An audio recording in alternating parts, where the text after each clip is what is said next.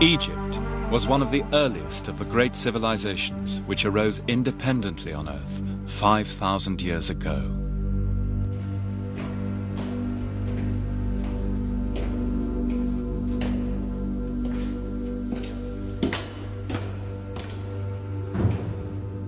The monuments the ancient Egyptians left behind, like this, the Great Pyramid of Khufu at Giza, are still among the most impressive and the most long-lasting creations of humanity.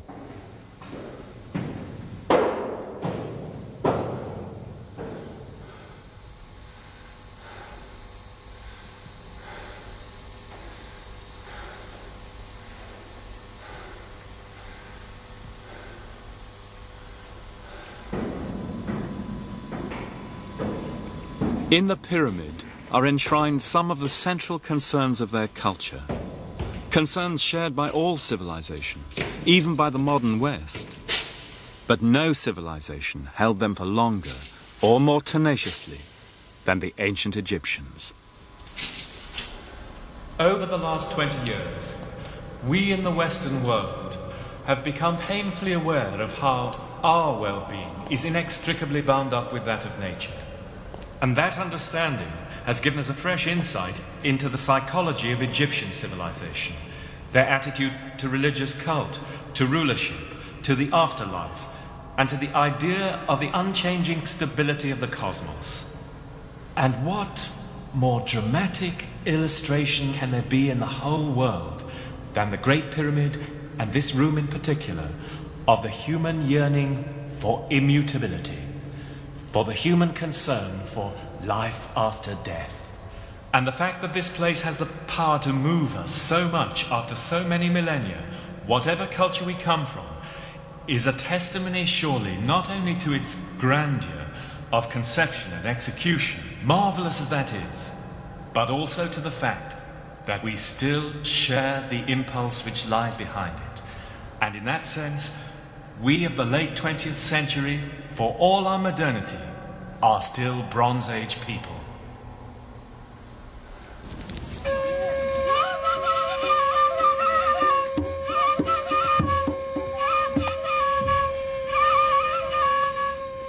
Since ancient times, the Egyptians have experienced so many changes, above all in the triumph of Islam, that they might appear now to be cut off forever from the age of the pharaohs.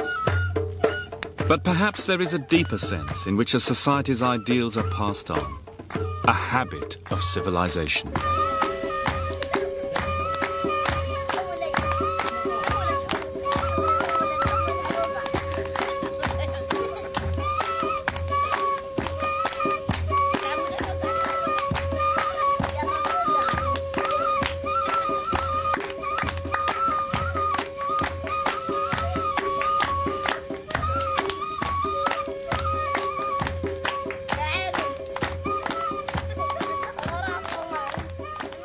Do you really believe, wrote the novelist Tawfiq al-Hakim, that the thousands of years that make up Egypt's past could have vanished without trace, as if in a dream?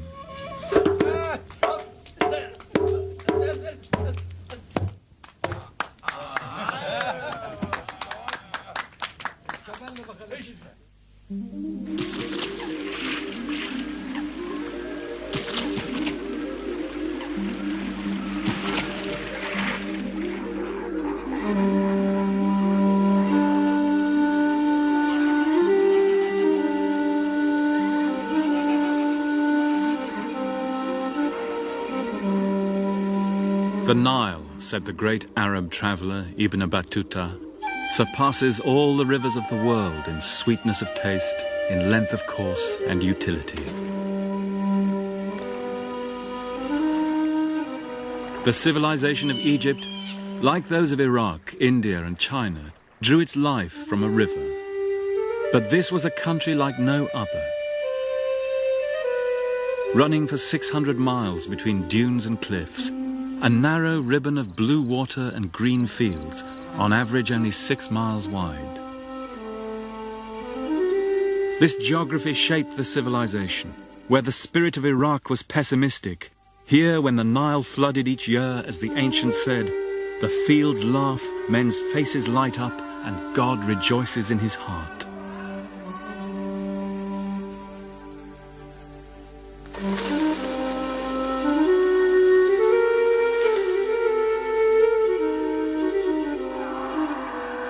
From the life-renewing soil left by the inundation, the Egyptians drew a cheerful confidence in humanity, in the permanence and stability of things. Theirs was an optimistic civilization.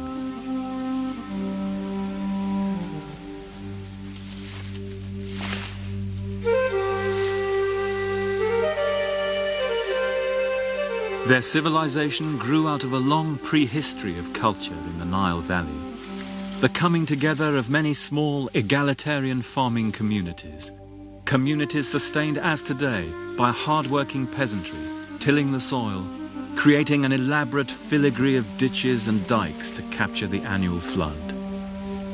The Aswan High Dam, built in 1970, may have changed this age-old rhythm, but today's Egypt still depends on the tillers, the fellahin, and what the ancients called the Black Earth.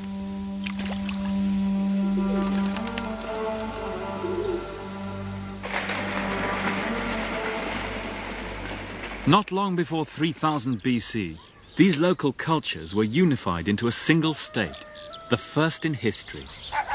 And here at the very beginning, there are clues which will determine the shape of Egyptian civilization, right down to the Islamic period.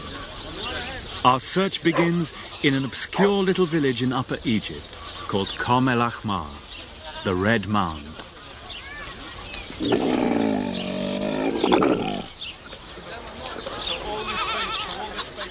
This was the center of a prehistoric tribal kingdom, shrine of a local divinity called Horus, the hawk. Hence its Greek name, Hierakonpolis, Hawk Town. This is the old kingdom town. In 1897, two British archaeologists, Quibell and Green, came here looking for the origins of Egypt. About 20 years ago, the Americans came back to the same place. In a field beyond the village, they made a stunning discovery, a heap of ceremonial pallets and mace heads from the ritual stores of Egypt's first kings. Kings called cobra, catfish, scorpion, hawk. So the old kingdom temple is this whole area here, the Temple of Horus. Yeah. Is that right? Didn't Egypt begin here? The first kings, I think. Very old area. Did any of their fathers work on those excavations? أباتكم كانوا شغالين معهم. Yes. Among the finds was perhaps the most significant object ever dug up in Egypt. A slab of black slate 2 feet long, cut with scenes commemorating the deeds of a king called Narmer, whom legend said was the unifier of Egypt. Here is the very moment of Narmer's triumph. Wearing the crown of Upper Egypt, he dashes out the brains of the captive king of the Delta. Headless enemies lie in rows before the standards of Horus the Hawk. And already a superhuman aura surrounds the king himself, an aura of divinity. 90 years on, it's very difficult to see any trace of those momentous discoveries here in the area where the pallets and the mace heads were found. But a year later, Green made an equally intriguing find in the same area. He came across the remains of a large circular mound of clean white sand about 50 yards across and 8 feet high, enclosed by a sloping sandstone revetment. There was evidence of a walkway leading to some central feature. Green thought the dating was prehistoric, before the first kings of dynastic Egypt, and he interpreted the mound as being a symbolic representation of the mound of creation itself, the first island which had risen out of the seas of chaos at the beginning of time, and on which the first life had landed, the hawk.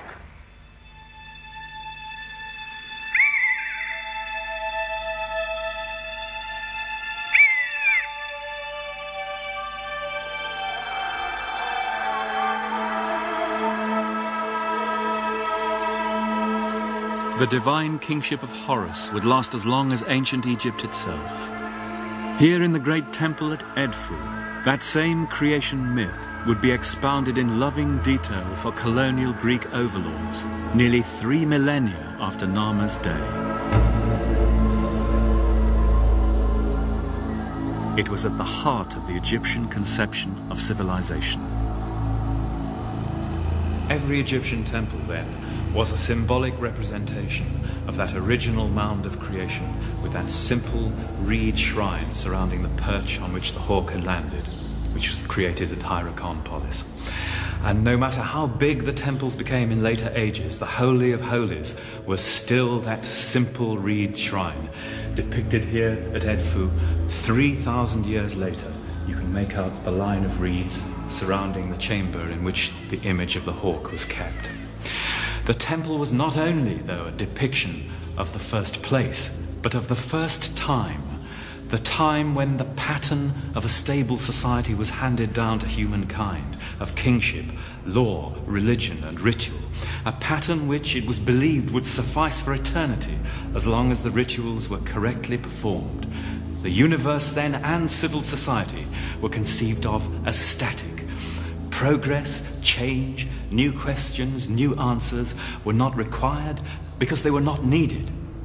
And indeed, they wouldn't be needed until Alexander the Great conquered Egypt 3 millennia later.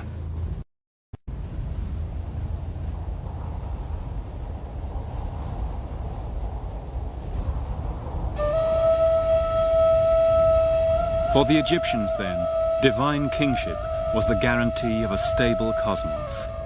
The same idea can be traced across the world, from Shang, China to Aztec, Mexico. And here at Abydos, those first kings of Egypt were buried with immense brick mortuary temples, like earthly palaces.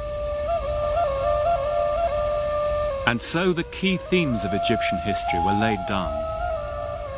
Centralized power, royal rituals, and the cult of the dead intertwined to form the ideology of the world's first state. Themes still potent, even in our own day.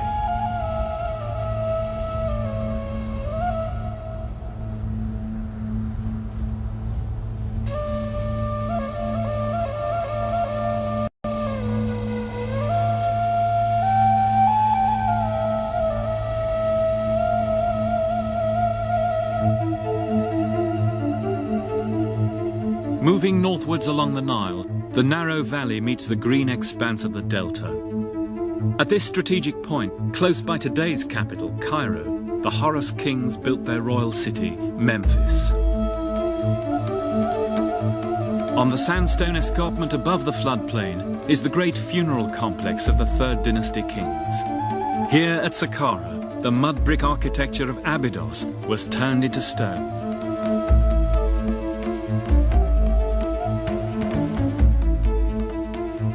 An immense 200-foot-high tomb of King Jose, the first of the pyramids.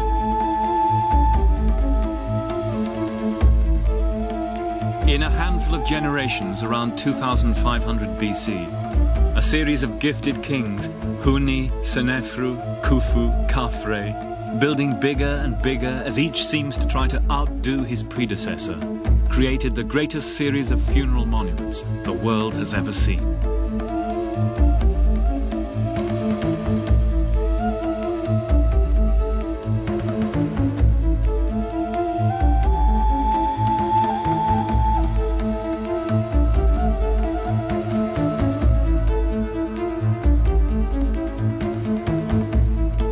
The most famous, the Giza pyramids, are now all but engulfed by the suburbs of Cairo, stripped of their polished limestone casing and plundered for building stone, but still awesome.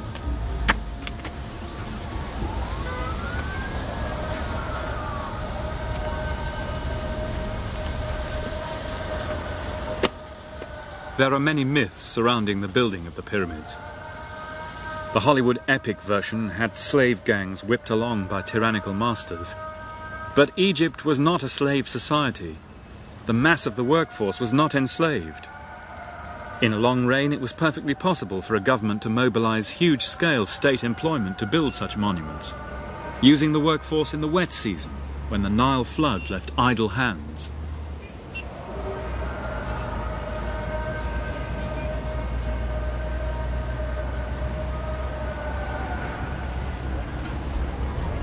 From the graffiti in the quarries, we can get some idea of the character of the gangs who built these pyramids. The tough gang, the boys who stay forever, Khufu's boys. But exactly how it was done, there's very little evidence for. They must have worked from an enormous ramp running from the river, with feeder supports of wood and earth, perhaps, to bring the stones round. The Greek traveller Herodotus, who came here in the 450s BC, said that he was told by tour guides that it took 20 years with gangs of 100,000 men to do it.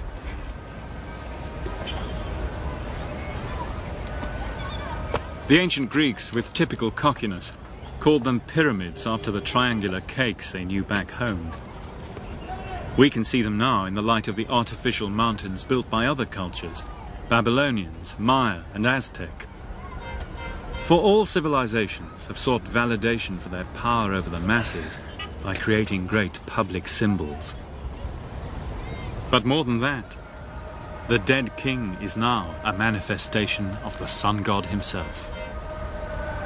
When the construction job was finished, the pyramids were covered with a case of fine Tura limestone.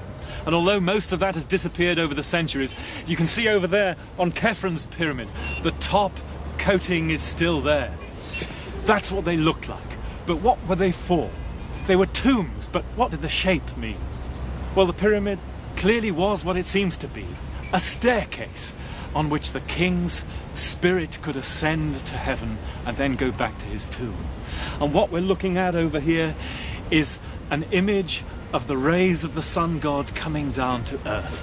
A typical piece of the Egyptian imagination in which an immaterial concept is represented in such a material form. And on winter's days here in Giza, you can actually sit here and watch the sun breaking through the clouds and falling down at the same angle as the pyramids. A stairway to heaven then, the rays of the sun on which the king, nimble and wise, could ascend to the indestructible stars.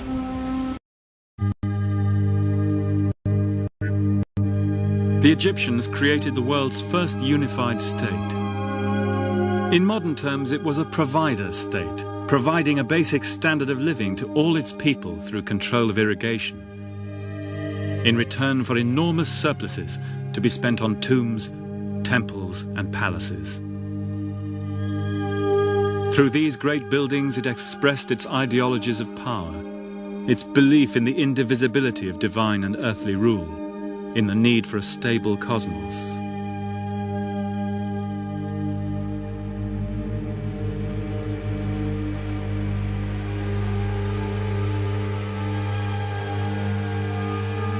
Such ideas may have been essential needs of civilization at the start. And yet even today, almost all of us still live in nation-states with some or all of those same characteristics.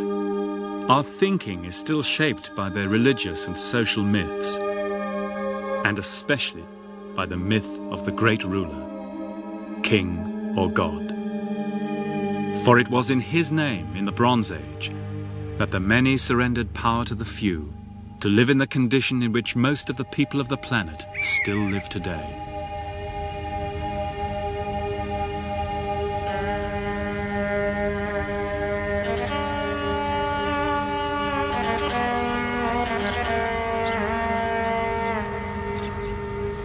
Worship of the great ruler was perhaps a necessary stage in the development of civilization.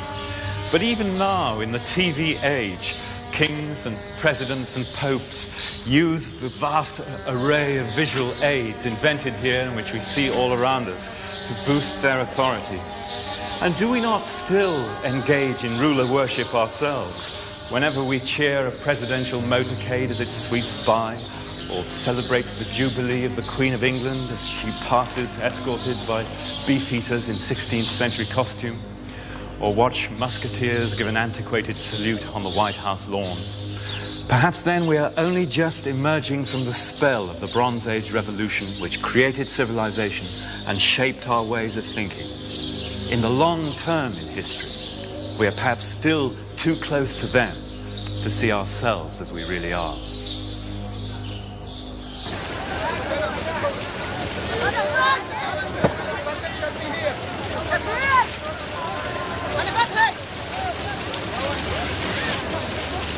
In ancient Egypt, the ties binding people to the state were not only economic, but religious. And the great event in its religious life was the pilgrimage to Abydos. Each year, thousands of people set out for the little town in Middle Egypt to celebrate the resurrection of Osiris, king of the dead.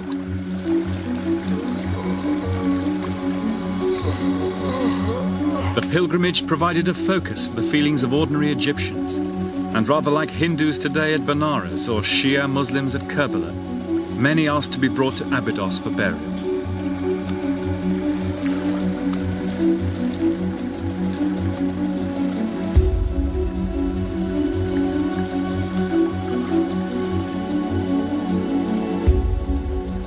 And at Abydos, we find another of Egypt's great legacies to the world.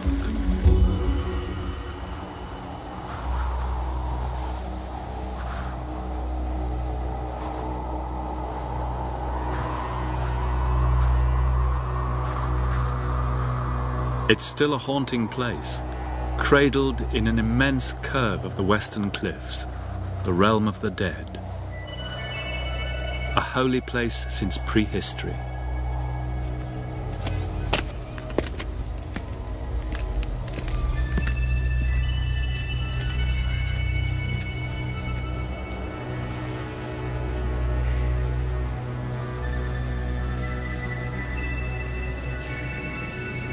In the ruins of the sacred city, the Temple of Seti I, built in 1300 BC, still survives. It's one of the peaks of ancient art.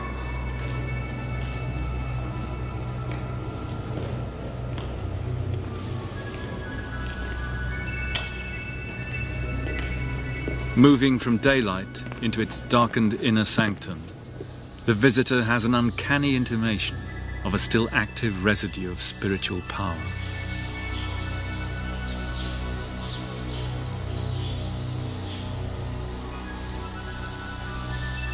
Long before the Christians and Muslims, even ordinary Egyptians came to believe in an eternal soul, in a last judgment, and in resurrection after death.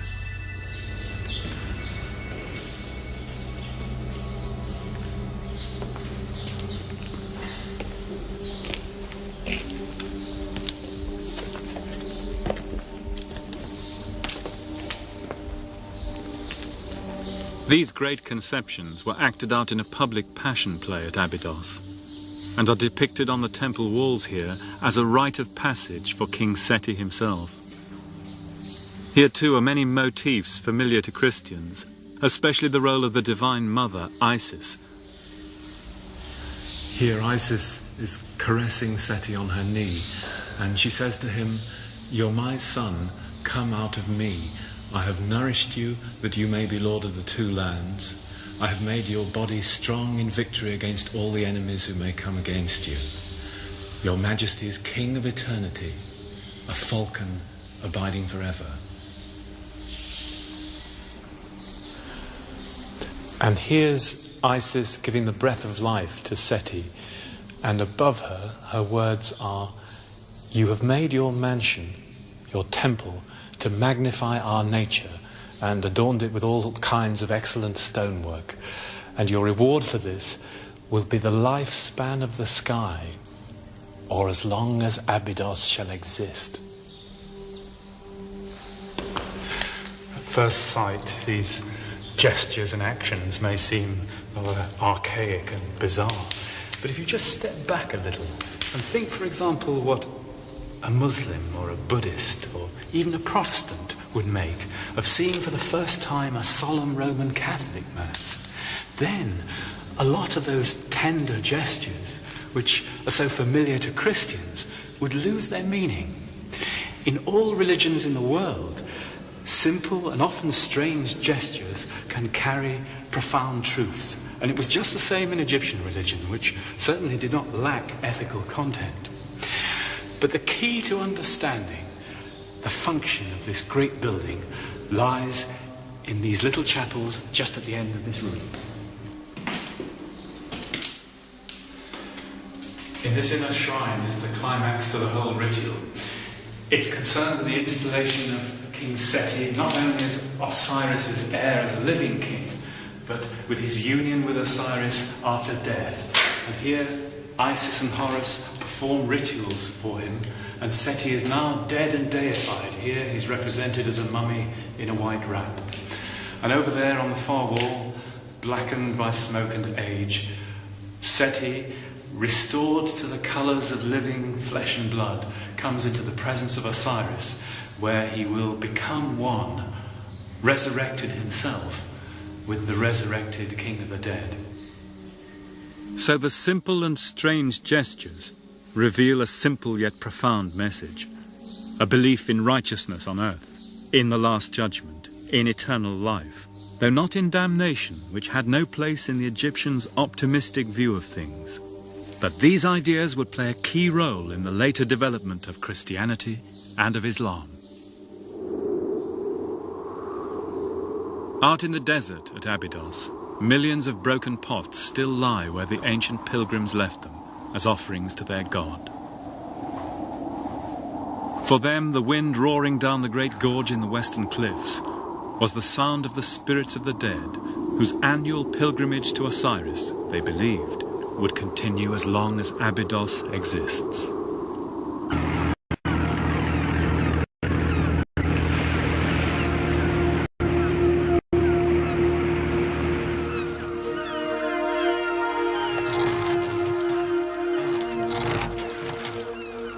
In 332 BC, Egypt was conquered by Alexander the Great.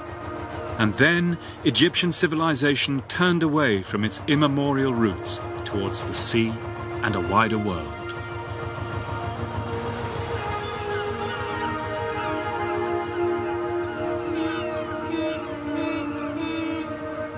On the Mediterranean coast, a new capital was founded, which became the meeting place of Europe and Asia on the shore of Africa, Alexandria. The greatest market in the inhabited world, wrote the Roman Strabo. Beacon to traders from all nations who came by land and sea, bearing spices from South India and the treasures of the Silk Route to China. It's paradise here, said the poet Herodas. You can get anything you want. Money, shows, games, women, wine, boys, the best library in the world. In short, all earthly delights.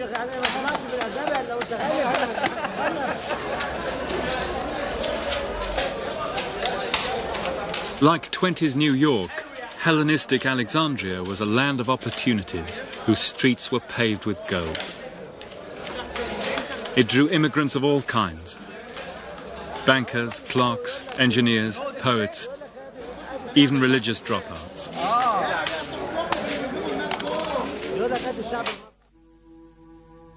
These extraordinary mummy portraits allow us literally to look into the eyes of such people. Even we feel to sense their hopes and fears. Vain and violent, rich and prosperous, it was said, they've only one god here, Mammon.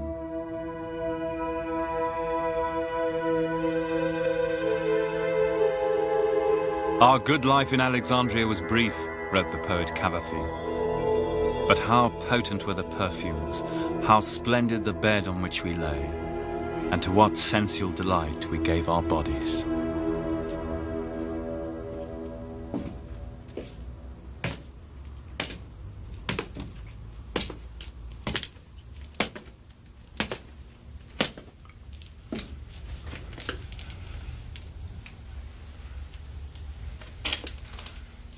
Down here in the catacombs of Alexandria, you can still enter that weird and wonderful world where Egyptian and Greek and Jewish and Oriental religion and magic met and intermingled. The Greeks who came here to Egypt were very open-minded about the local gods. The deep experience of Mediterranean paganism made it easy for them to identify Amun with Zeus, or to say the Egyptians worshipped Aphrodite, the goddess of love, but they called her Hathor. And how that worked in practice, you can see in this astonishing tomb deep below the streets of Alexandria. At first sight, it looks like a typically Egyptian tomb with papyrus columns and the winged disk of the sun behind and the row of cobras' heads. But when you look closer, you notice human figures in ancient Egyptian poses but with Greco-Roman faces. On each side of the door, guardian serpents, but carrying the snake-entwined staff of Hermes, the Greek guide of souls, and above them, Medusa's heads. And when you go inside the tomb itself, you can see that the sarcophagi are decorated with traditional Greek motifs, bunches of grapes, wreaths, cattle skulls and masks. But above them are the ancient gods of Egypt. There's Isis protecting the sacred bull with her wings, and over here Thoth, the god of wisdom, the falcon-headed Horus tending to the mummy of the dead, and here even the jackal-headed Anubis, the guardian of the dead, wearing Greco-Roman military gear. This, then, is the strange synthesis that emerged in Greek Egypt.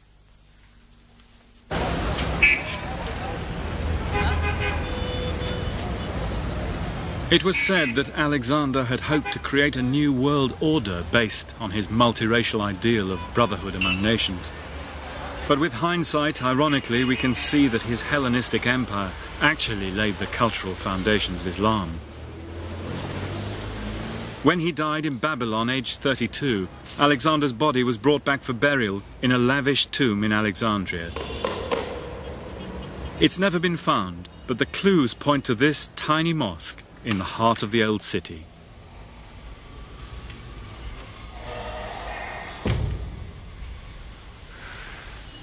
An Arab traveller who came here in the 9th century AD described this place as the Mosque of the Two-Horned Prophet, a strange echo of the ram's horn helmet with which the Egyptian priests of Amun had crowned Alexander the Great. And through the Middle Ages, it was revered not only as the tomb of the prophet Daniel, which is still down there, but also as the tomb of the king and prophet Iskander, Alexander the Great himself.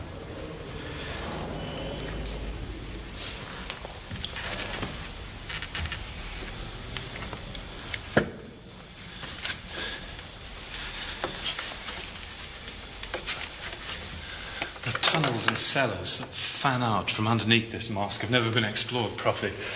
But that's not really surprising. The city's absolutely honeycombed with them, and they're really dangerous.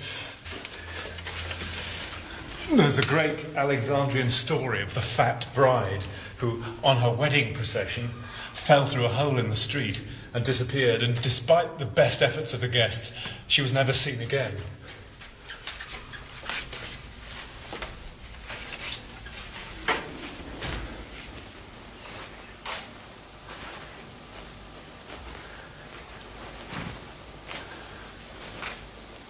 In 1850, a servant at the Russian consulate came down here and got lost in the corridors. When he came out, he said that he'd seen in a gap in the stonework a chamber with a glass coffin and a human body with a gold diadem round its head and fragments of papyrus everywhere. That description closely matches the last classical witnesses of the tomb of Alexander the Great. But suspiciously so. He was probably lying. Nevertheless, it's an intriguing thought that the solution to the greatest mystery in the history of Alexandria could lie somewhere behind one of these blocked-up corridors.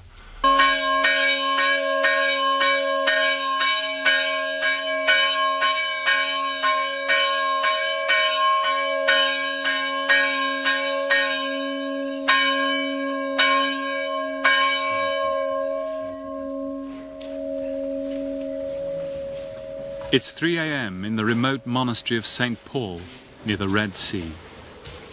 The monks begin their devotions before dawn.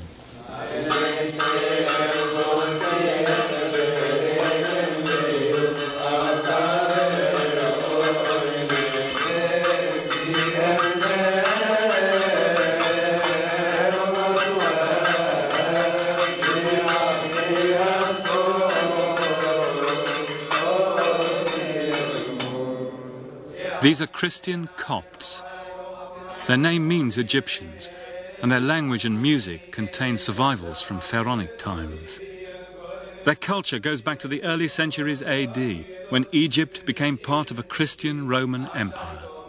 And even today, they represent nearly 10% of Egypt's population. This church was founded in the 3rd century AD by St. Paul the Anchorite.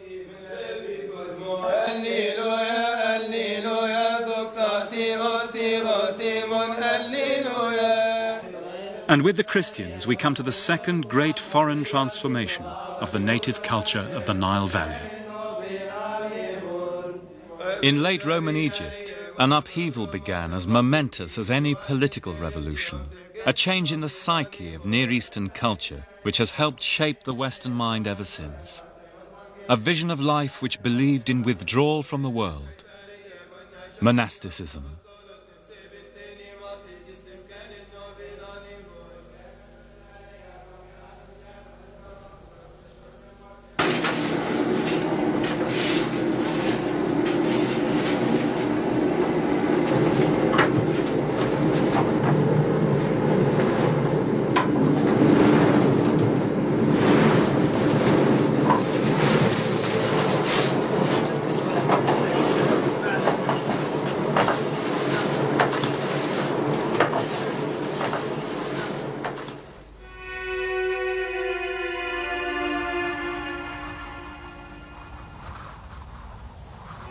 At this time, the blue water and emerald fields of the Nile Valley were exchanged for the inhospitable desert. There are strange parallels with our own time, in the widespread feeling that civilization itself had failed.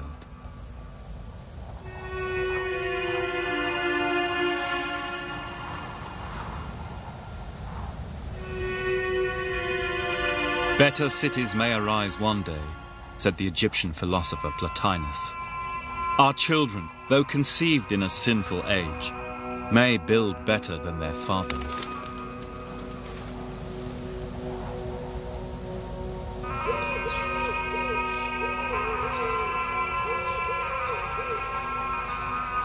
And so the old fabric of pagan culture, the stable cosmos which had sustained Egyptians for so long, was eroded by Christianity, with its appeal not to a great earthly ruler, but to a distant high God.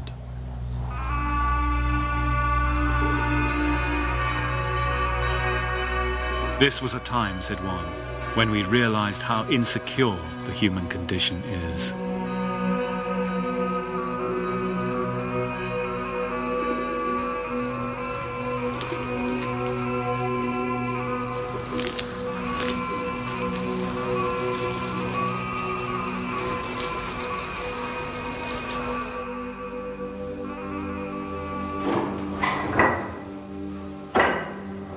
These fateful changes were mirrored in the way people saw the world. For nearly 1,000 years, classical Mediterranean art had glorified the physical world in the belief that mankind, as the Greeks said, was the measure of all things. Now artists retreat into a crude language of symbols.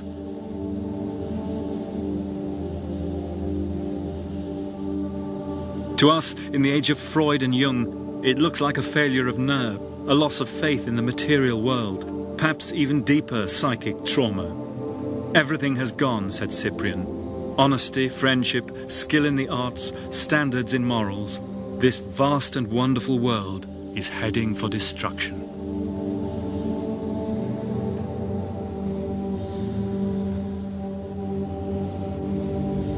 And so, with St. Paul of Egypt, the stage was set for fundamentalists of all persuasions to fight over the legacy of the ancients. Bishop Anachorites,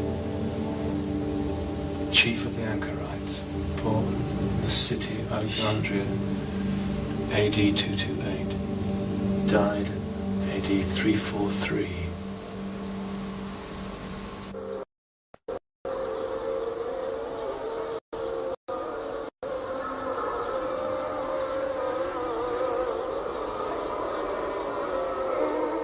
A revolution of the mind was now in process.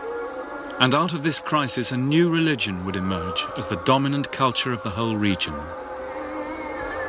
In 641, Egypt was conquered by Muslim Arabs bearing a new gospel, that of the Prophet Muhammad.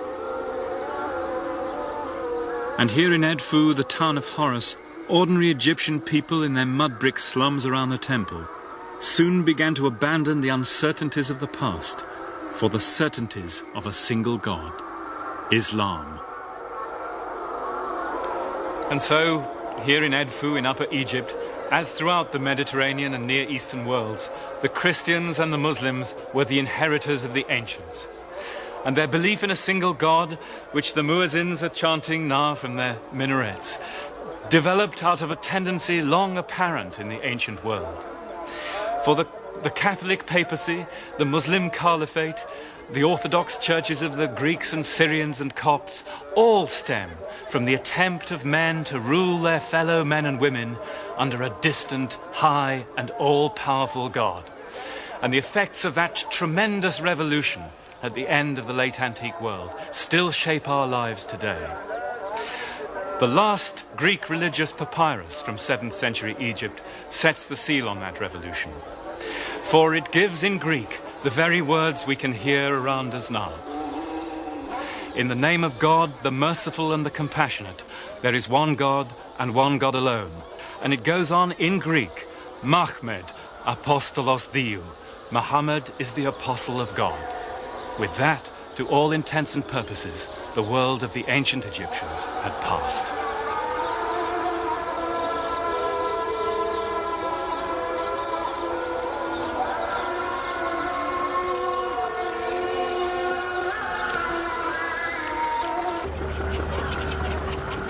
The change to Islam would take many centuries.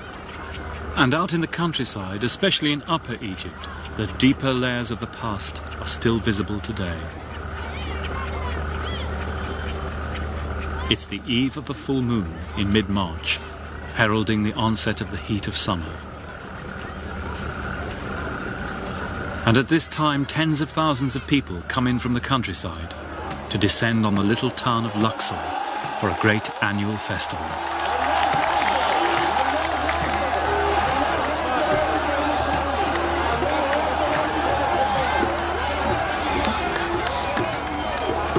Up here, people still celebrate the ancient feast days, the spring festival, the rising of the Nile, and especially the 40 days of mourning for the dead.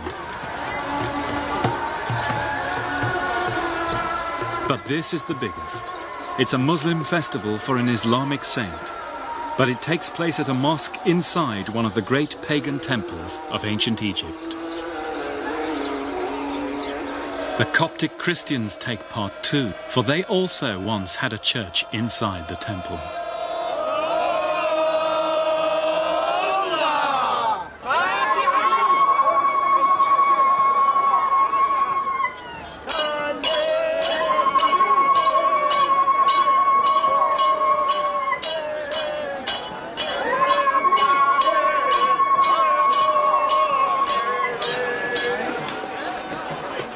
The saint himself, Abul Haggag, died in the 11th century, at the point when Islam was becoming the majority religion here. His tomb inside the mosque has been a place of pilgrimage ever since. As everywhere, orthodoxy may demand one thing, but what the people do is another matter. And in the worship of sheikhs and saints, the ordinary people, the fellahin, fill the void between their daily hopes and fears and that distant high God. The night is passed in passionate celebration with the traditional music and songs of Upper Egypt.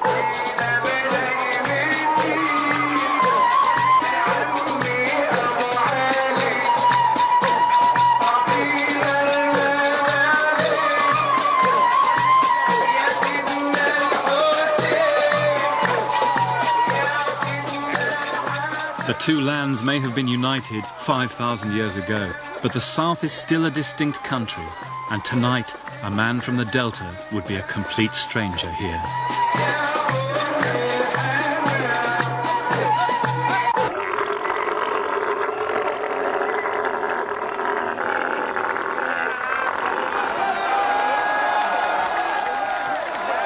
Next day, the festival reaches its climax.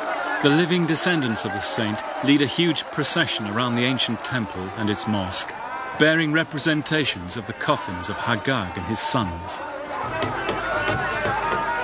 Bringing up the procession are Luxor's guild of ferrymen bearing boats.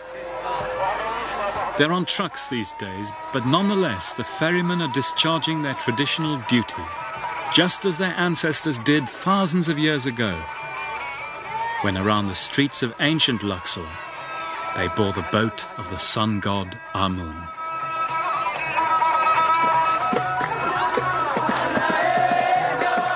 The day ends not in solemnity, but in carnival and license.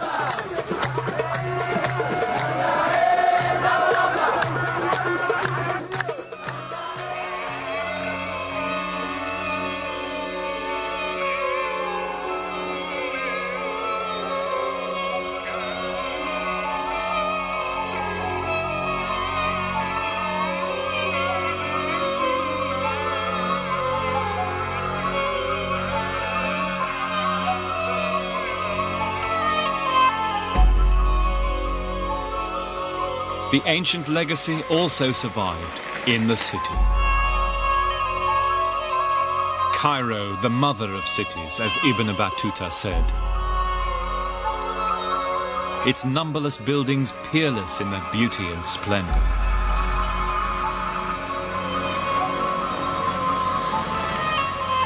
The meeting place of travelers, shelter of the strong and weak, whose throngs of people surge like the sea.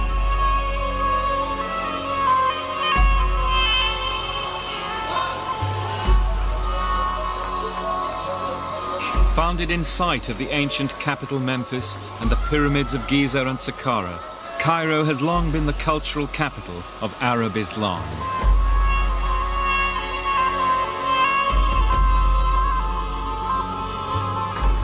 And here too, even today, in its mosques and universities, we can still find a living link with the world of the pharaohs.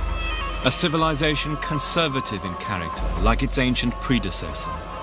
Here in the Al-Azhar, the leading teaching mosque of Islam, older than Oxford or the Sorbonne, learning is still the study of the sacred texts, binding the land together as it did in ancient Egypt. In city and countryside, then, the modern Egyptians still do some of the things their ancestors did, for all the apparently cataclysmic breaks in their history.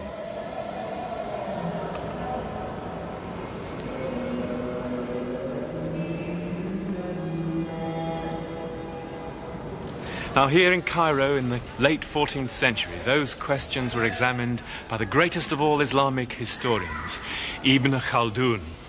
His concerns were the same as ours in these films, the nature of civilization, its rise and decline.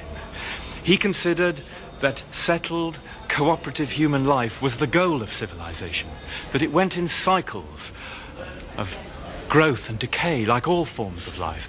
He thought, incidentally, that overconsumption in society was an inevitable cause of decline, but that under certain favourable conditions of geography and climate and the character and customs of the people, culture could acquire a rootedness that he called the habit of civilization.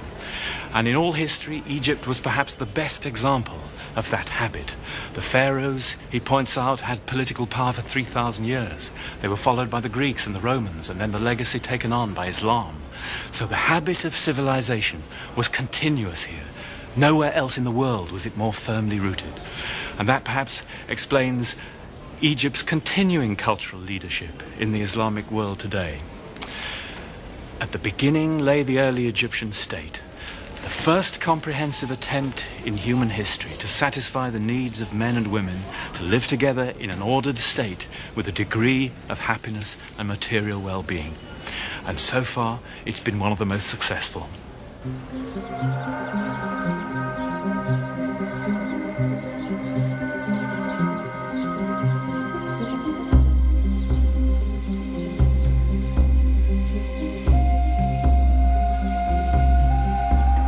And so, even after the triumph of Islam, the legacy of the pharaohs did not give up all its numinous power.